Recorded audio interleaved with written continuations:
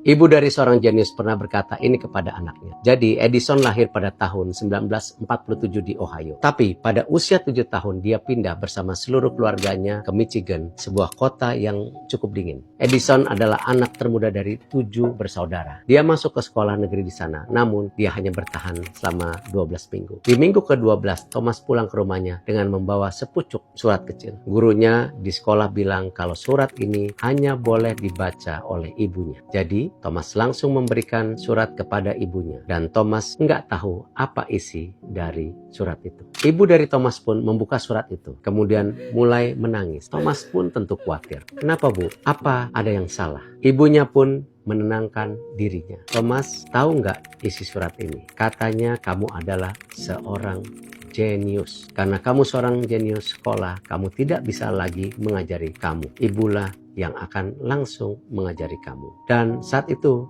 mulailah ibu Thomas yang menjadi guru Thomas sendiri. Ibunya berjuang untuk menjadi guru yang baik. Sampai ketika Thomas berusia 11 tahun, ia sangat menyukai literatur dan sudah membaca banyak sekali buku. Pada usia 12 tahun, Thomas sudah membuat eksperimen dan proyek-proyek kecil. Dia terus bertumbuh dewasa sampai akhirnya sekarang ini dikenal sebagai Thomas Alva Edison, seorang penemu dan pengusaha sukses. Hal yang menyedihkan datang ketika Thomas berumur 24 tahun, ibunya meninggal dunia. Bersama kakak-kakaknya, Thomas membereskan barang-barang ibunya dan saat itu ia menemukan sepucuk surat kecil, surat yang ia bawa dari sekolah saat ia masih kecil. Ketika ia membuka surat itu untuk mengingat apa yang ibunya katakan kepadanya di saat Thomas menangis, karena isi surat itu tidak sama dengan apa yang dulu ibunya bilang ke Thomas. Surat itu berisi, Ibu, Thomas adalah seorang anak yang memiliki gangguan kejiwaan. Kami tidak bisa mengizinkan dia untuk kembali ke sekolah kami. Pesan moral dari cerita ini adalah pentingnya dukungan dari seorang tua, terutama dari seorang ibu dalam menghadapi kesulitan dalam